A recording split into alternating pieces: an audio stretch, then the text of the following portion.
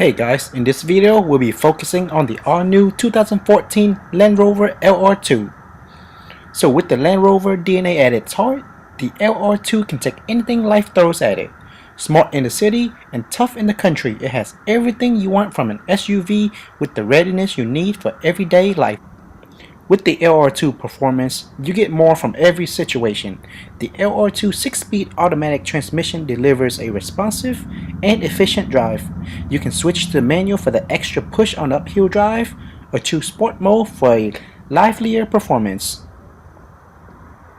Alright, so in this video, we'll be covering up to three things. First, we're going to do a quick walk around and take a quick look at its exterior design. Second, we'll take a detailed look at the interior. We'll start up the engine and we'll let you listen to the exhaust sound. And third, we're going to take a thorough look at the specs of the engine, wheels, trunks, and lights. Alright, so here's the remote for the car. On the remote, we got the lock, unlock, the trunk release, and the panic button. Alright, let's go ahead and unlock the car and take a closer look at its interior. The car overall looks very nice and aggressive on the outside. Alright, here's a quick view of the interior. Interior is all leather. Looks very clean. Here's a quick view of the back seat. Alright, let's go ahead and jump inside into the driver's seat here.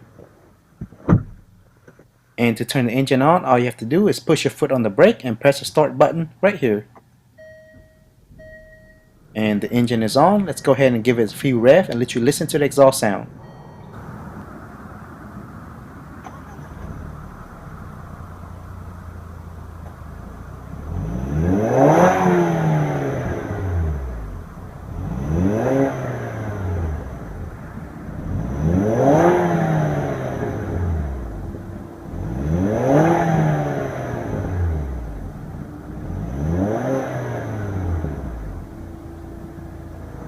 Alright, and let's go ahead and pop the hood and see what's under the hood here.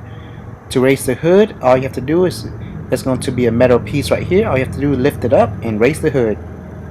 Alright, under the 2014 Land Rover LR2 hood, we have a 2.0 liter with 240 horsepower, and it is a 4-cylinder aluminum turbocharged high pressure direct fuel injection engine. It also has twin variable valve timing.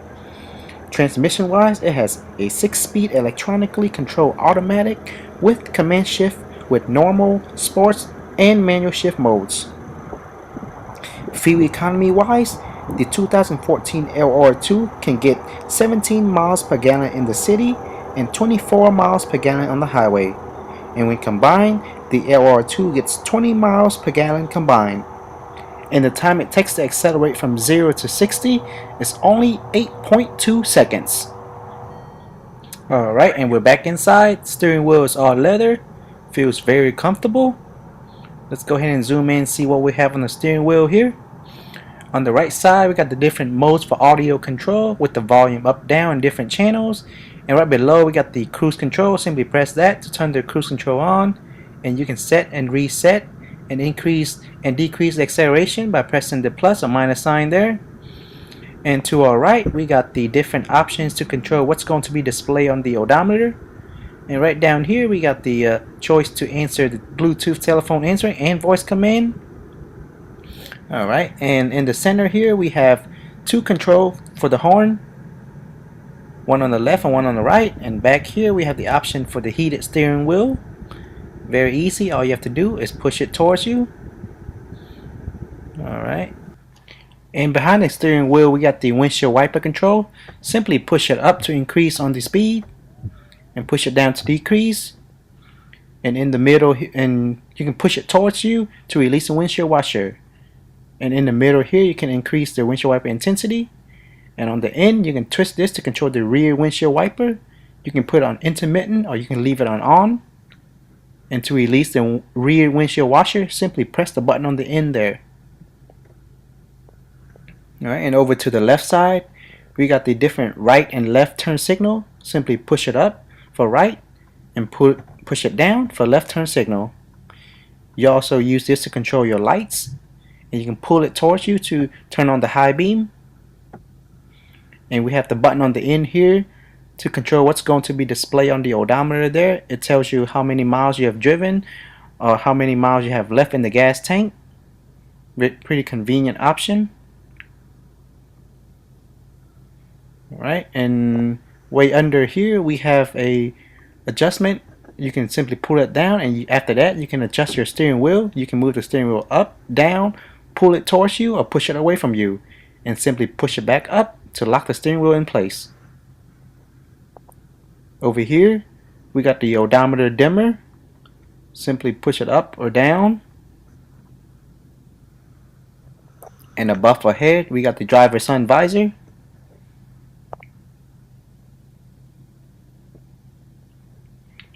Oh, and I forgot to show you the light switch right here.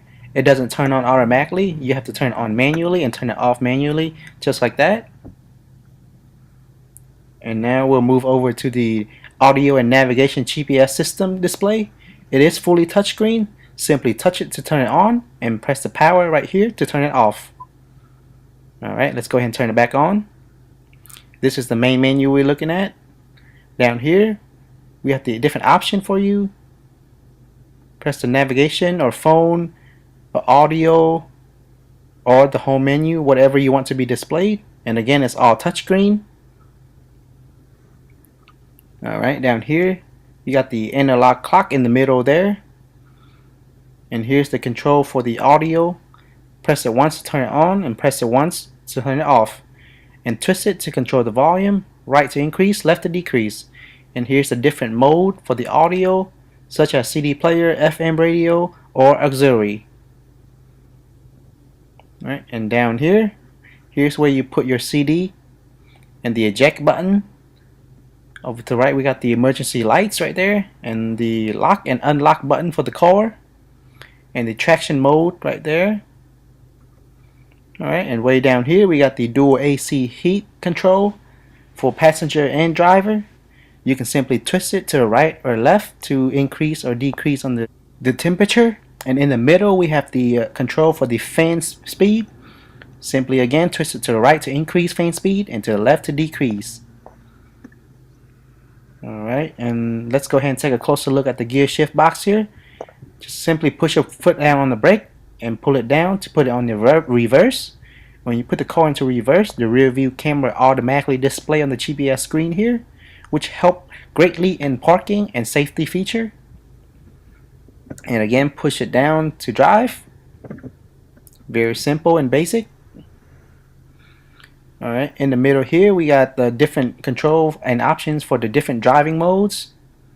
You can simply select right or left. Alright, we also have a single cup holder here along with the parking brake. To turn the parking brake on, all you have to do is lift it up just like that, and after that you do that, you see an icon on the odometer right here which is in red saying the parking brake is on. And to turn it off, you must push your foot down on the brake and push this park brake down. If you don't push your foot down on the brake, it will notify you that you must do so before you can turn the parking brake off. Alright, in the middle compartment, simply slide open, and in there we have another single cup holder along with two additional 12-volt AC outlet charger, one right there and another one right there. We also beside we also have an USB and an auxiliary input for the MP3 player. Very nice. Alright, let's close it and now take a closer look at the glove box compartment. You have plenty of room in there. Very good sized glove box compartment. And above our head we have the rear view mirror. On the rear view mirror we have the universal garage door opener. You can simply input your garage door code in there and use these buttons to control your garage door. And here we have all the different light control. We also have the sunroof control right here. Simply press once to open, and there it is. It extends all the way back to the back passenger seat, which looks very cool and futuristic from the inside. And I'll go ahead and go outside and show you what it looked like on the outside. Here it is. As you can see, it lifts up on top, which looks very cool and very sporty. That's what I like about this LR2. It have the rough and tough look, also with the sportiness. I'll go ahead and walk all the way around and show you a full view of it. Very nice. Alright, now let's go ahead and take a closer look at what we have on the driver's side door here. We have a little side compartment there. And up here we have 4 power window control. And at the bottom we got the window lock button. And on top we got the right and left side view mirror control. You can use a knob in the middle to control there. And here's the seat. You have all the different control for the seat. You can move the seat up, down, forward, backward. You can also tilt the back forward and backward. And you have up to 3 memory for storage, and you can simply press that for easy readjustment of the driver's seat. And of course here we got the massage control for the back right there. It simply bulges out or bulges back in. And both the passenger and driver's seat have an arm handle there which you can lift up. Alright, and let's take a closer look at the seat belt here.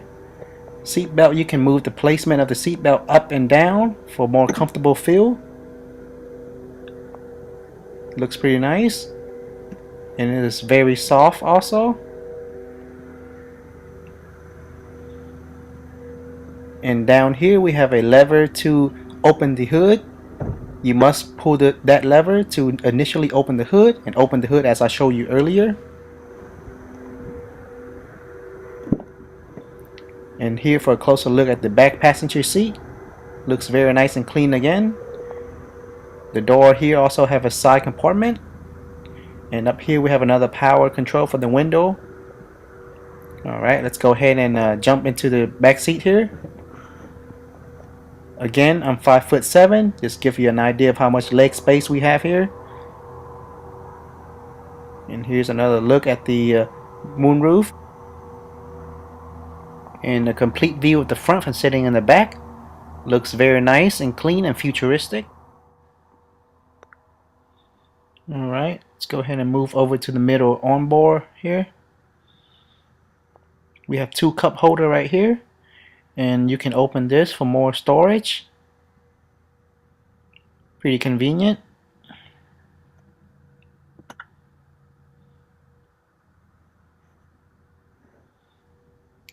And above our head we got the light control switch. And on both the right and the left we got a handbar and a place for you to hang your clothes. Same goes for the right side. And let's see how does the seat belt in the back feel. Very smooth.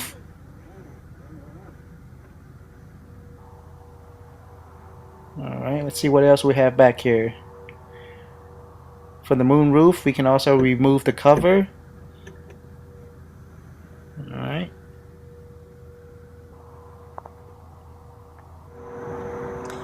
Here's a closer look at the front. As you can see on the bottom, left and right, we got the front fog lights. And the headlamps got halos within it, which looks very cool. And in the middle, we got the Land Rover badge. Looks very nice and aggressive. Unlike the Range Rover, the Land Rover does not have built-in sensors in the front to help with parking. That's the one thing that you see difference with the Range Rover Evoque and the Land Rover here. The Range Rover is pretty much a more highly equipped vehicle in comparison to the Land Rover. And here's a closer view of the side view mirror. Side view mirror is pretty basic. And here's the right and left turn signal located on the side. One on the driver and one on the passenger. And on the back side here we also have the Land Rover badge. One on the right and one on the left. And now for a detailed look at the wheels here. The LR2 has 18-inch 10-spoke sparkle finish alloyed wheels. It is also equipped with an 18-inch alloy wheel spare tire in the back trunk, and I'll show you that later. Brake wise, it is power assisted with 4-wheel ventilated disc brakes, 4-channel alter and anti-lock braking system, dynamic stability control with roll stability control, and electronic brake force distribution and cornering brake control. And now we move back here to take a closer look at the rear. As you can see on the left side, we got the LR2 emblem, which distinguishes this model from other models. We also have a built-in rear view camera here, which is located on the upper right side of the license plate, and I'll show you exactly where that is later, which is right here.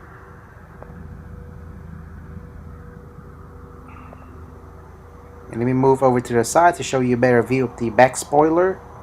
Looks very sporty. Looks very cool also. Alright, let's go ahead and take a closer look at the gas tank here. Make sure the car's unlocked, lift that open, and twist to the left to unlock. And to close it, simply twist to the right side all the way until you hear that snap. As simple as that. And in order to open the trunk, there's going to be a button right there. All you have to do is push it and raise the trunk. There's plenty of room in the trunk here. Let's take a closer look at what's in there. We got a whole bunch of trunk mats here. And another storage place there. Back here we have another 12-volt AC outlet charger. And if you lift this up, the spare tire should rest right under it. As I mentioned to you earlier, it is 18-inch also. And we got hooks on both the right and the left for your hook cargoes into place. And if you want to cover the trunk, you can simply pull this out and it fits right into the two notches, one on the left and one on the right. That's what it looks like. And simply pull it back out and retract it. And you can remove the whole thing altogether. Let me zoom in and show you how that works. Simply push the button right here and lift it up, and you can remove the whole thing altogether. And if you ever need more room, you can simply fold the seat. You can fold both seats by pressing that button. Alright guys, that's all for today. Thanks everyone for watching, and as always, if you have any questions, comments, or requests for car reviews, go ahead and leave me a comment below. For more future car reviews, if you haven't already, go ahead and subscribe to this channel and give our videos a thumbs up. Again, thanks everyone for watching, and I'll see everyone in the next video review.